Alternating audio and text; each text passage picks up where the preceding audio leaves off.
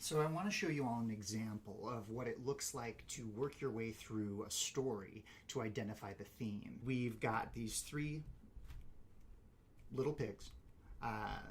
Eventually they leave the house and they've got to move on and start their own lives.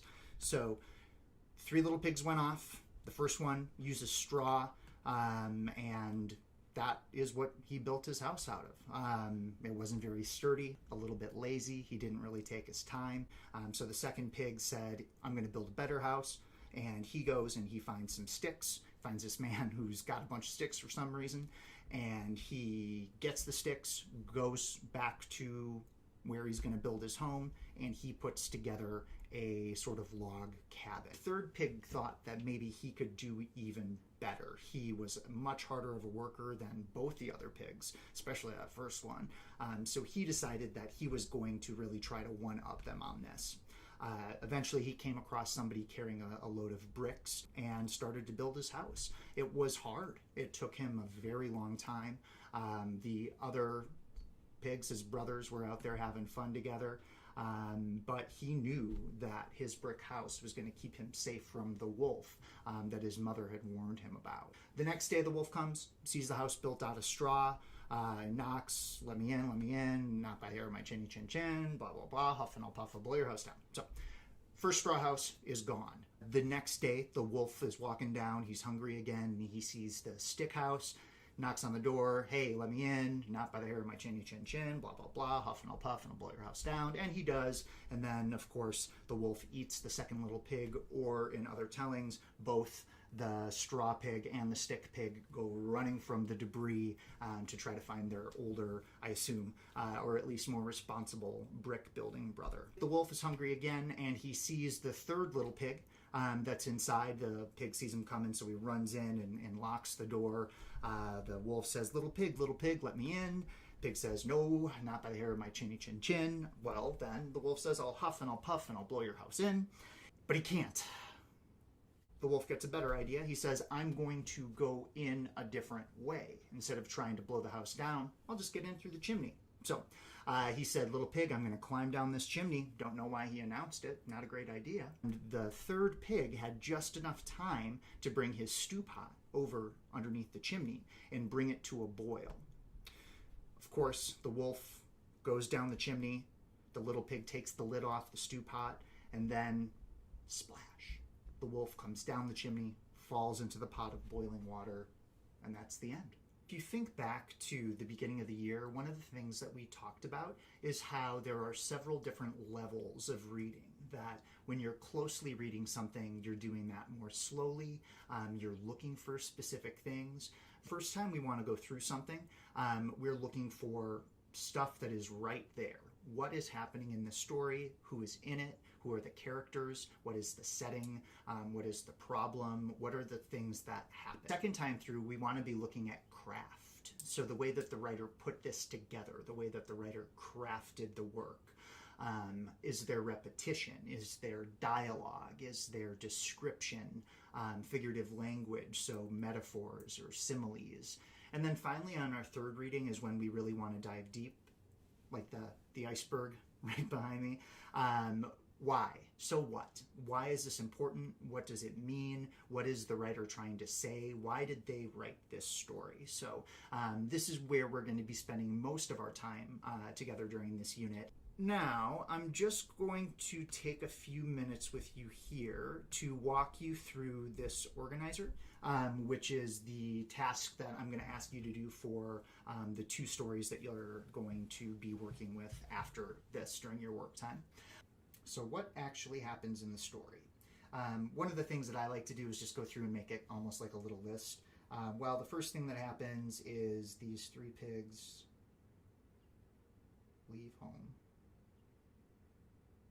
Three pigs leave. Usually you've got the mom pig, warning of wolf. Of course, don't have to write down every little detail, just focus on the main things that move the story along. As far as characters, who appears, what are the character traits? Well, one, the wolf is the antagonist here. Finally, setting. Where does the story take place? I would say this one, I would even maybe say like the setting is a fairy tale, even though that's a genre. It has a couple of these common sort of themes. The general vibe is kind of funny, maybe even, that "not by the hair of my chinny chin chin" that gets repeated. So we've got some good notes here on our first reading about what is happening. I'll just talk through this next part. I'm not going to write down answers, but on the second reading, that's when we're going through and looking at how is this story put together. What detail does the writer include showing a character trait? So maybe for this one, you would just want to write the first pig is shown to be lazy because he takes the first material that he can find, and once he's built his house, he just sort of relaxes. 2, they talk about stories having conflict or at least some unresolved issue, which is true here. The most important conflict, we've got the protagonists of the pig, the brick pig in particular being the main protagonist, the antagonist being the big bad wolf, and the conflict seems to stem from the fact that the wolf would like to eat the pig.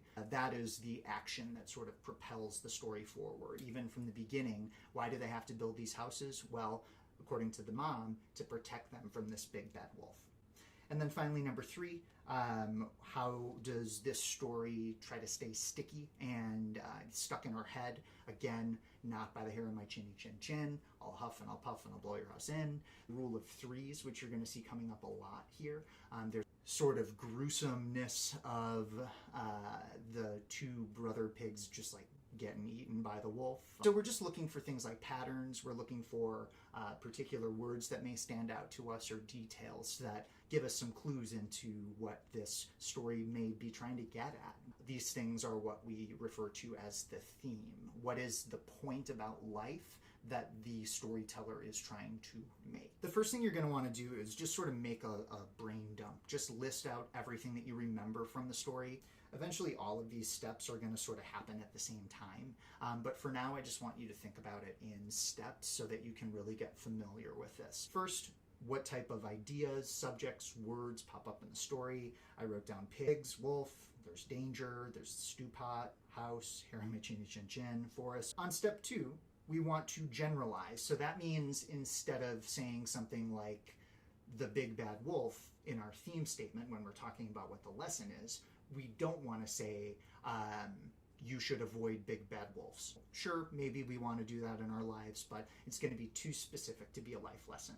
And we'll start looking at the words that are just a little too specific and think about how we can make them more universal. Then we're going to look at the words that don't really have to do with life, even if they are a little bit more general. So we would cross out the words, and then we would look at what our settings would be. And then with step 4, ideally, once you've worked your way through this, you're left with a list of big ideas that are explored in the story.